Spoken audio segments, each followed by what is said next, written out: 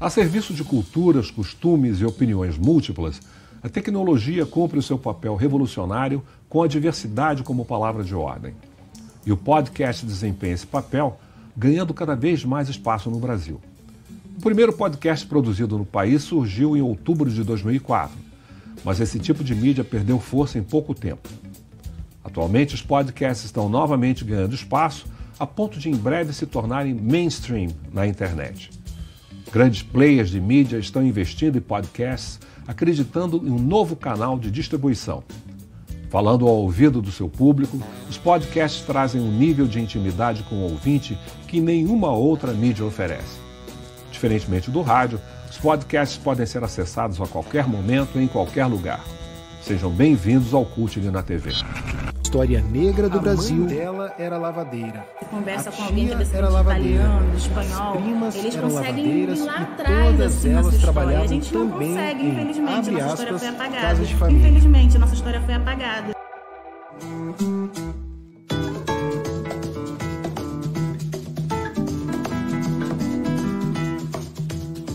Olá, eu sou o Tiago Rogero. Nesta quarta-feira, 4 de setembro, estreia o Negra Voz Podcast, o podcast de história negra do Brasil, do jornal o Globo. Você conversa com alguém que é descendente de italiano, de espanhol, eles conseguem ir lá atrás, assim, na sua história. E a gente não consegue, infelizmente, nossa história foi apagada. No primeiro episódio, vamos ouvir a vida de Dona Ruth de Souza e pela voz dela.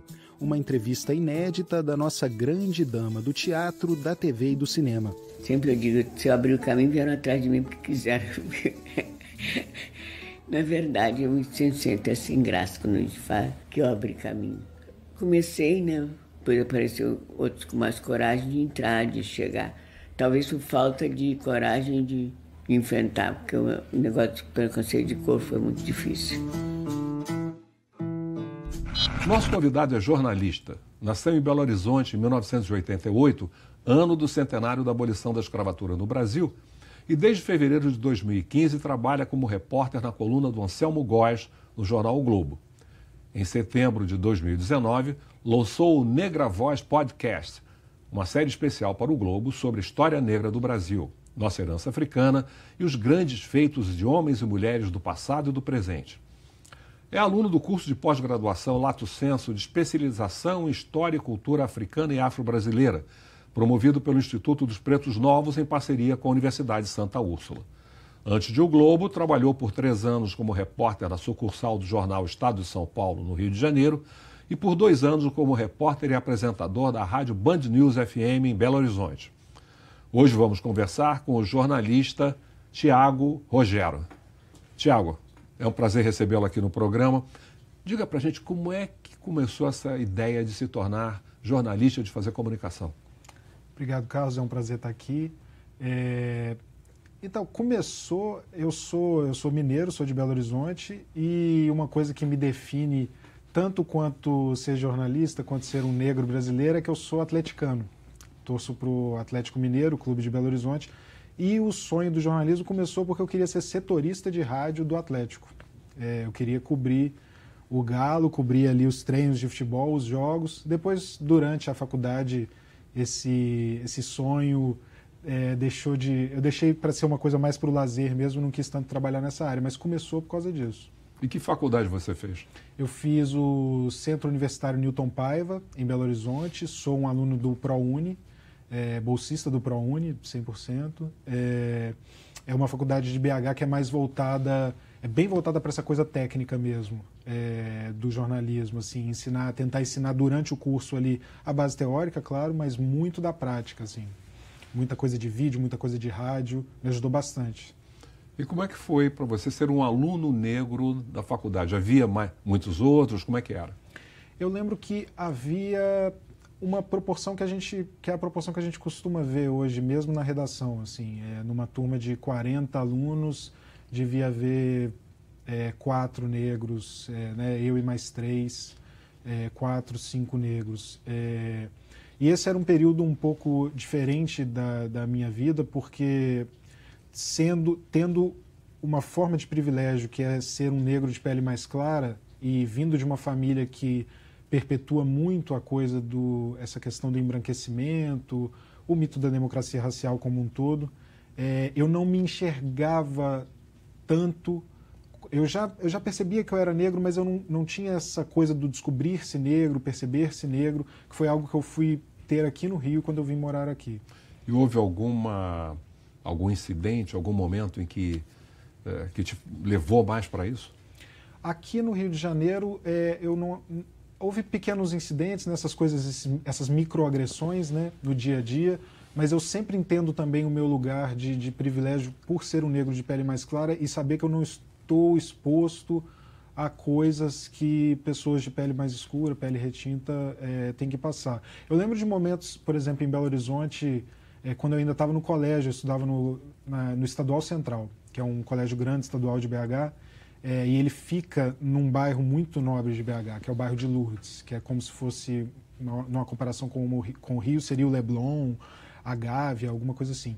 E a gente saía do colégio e a gente descia até o centro da cidade para poder pegar o ônibus e aí passava por lojas. Então eu lembro, por exemplo, de uma vez de simplesmente parar para ver um tênis na loja e trancarem a porta da loja naquele momento. Essas microagressões diárias, né? Aqui no Rio experienciei algumas delas também, mas sempre compreendendo também esse meu lugar, assim, de uma questão de privilégio mesmo, de não experienciar o lado mais cruel também do racismo, dessas microagressões. Agora, você sabe que isso também tem um caráter regional, não é? Quanto mais você vai para o norte, na direção da Bahia, você vai ficando mais branco. À medida que você vai para o sul, talvez no sul você fosse vivenciar mais fortemente essas experiências do que no Rio ou em Belo Horizonte. Concordo. Em Belo Horizonte, acho que é uma situação muito parecida com o Rio, né?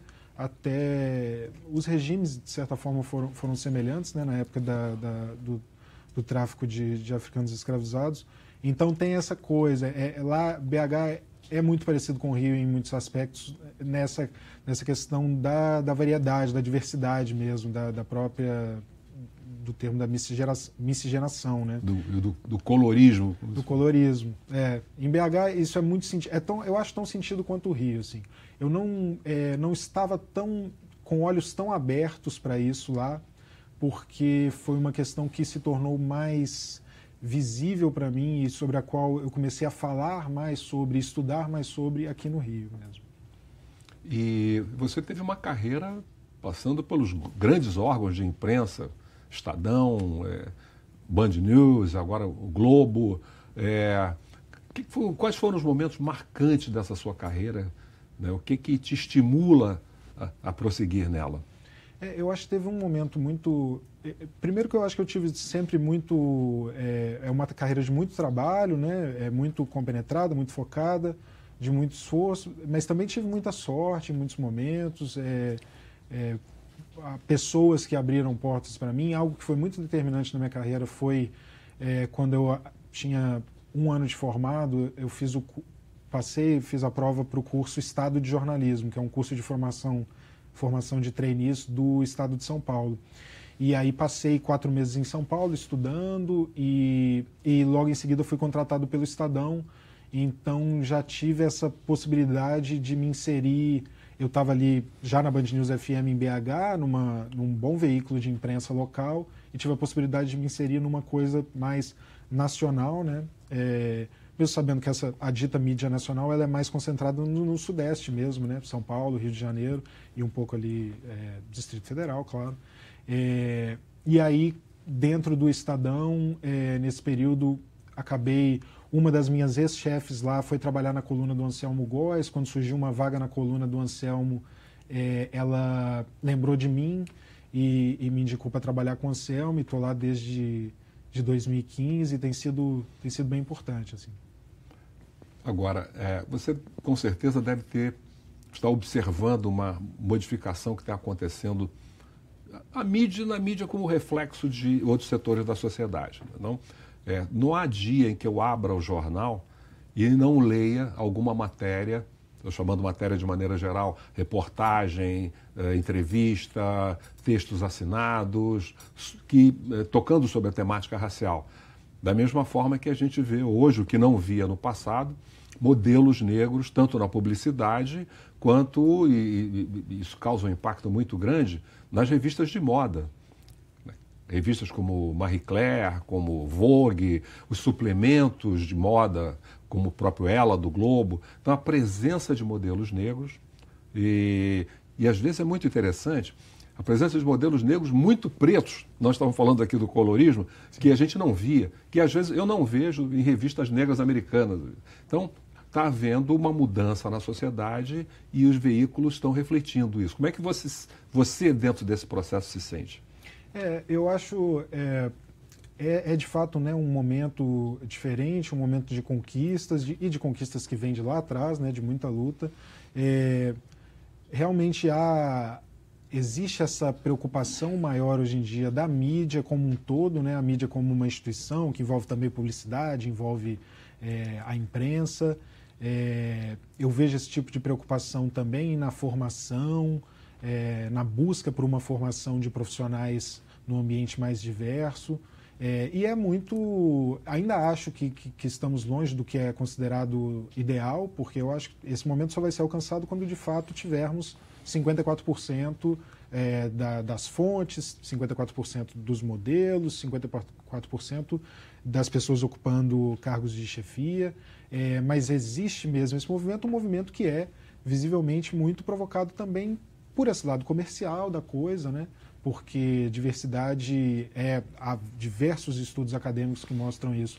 A diversidade, ela dá mais lucro para as empresas, a diversidade, ela dá mais conhecimento, né?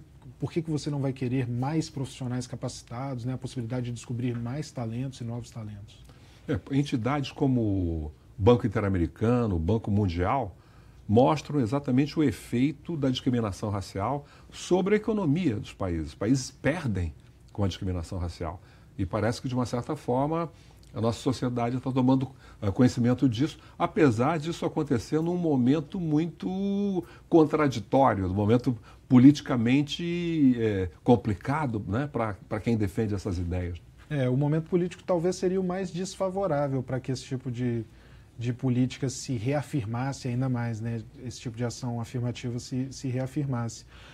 Mas é muito interessante, assim, a gente... E também há uma articulação muito forte, né? O lado positivo, as redes sociais, elas têm muitos problemas, têm lados muito negativos, mas um lado muito positivo disso é essa possibilidade de articulação, né? Essa possibilidade das pessoas se conhecerem, formarem redes. Divulgarem ideias, né? Pois é, eu sinto muito isso entre os colegas negros, assim, os colegas da imprensa negros, entre outros repórteres negros. Existe uma comunidade muito carinhosa mesmo, de um torcendo pelo outro, um ajudando a divulgar o projeto do outro, fortalecendo esses laços mesmo. É um lado muito bom das redes, das novas tecnologias, né? E uma coisa interessante, né, para a gente observar, é como tem havido um crescimento do protagonismo negro feminino em todos esses movimentos, nas redes. Agora, talvez até já avançando um pouco, entrando no podcast, ao longo dos episódios, quando a temporada já estiver concluída, os ouvintes vão perceber que a maioria dos personagens desse podcast, que é sobre história negra do Brasil, são personagens femininas.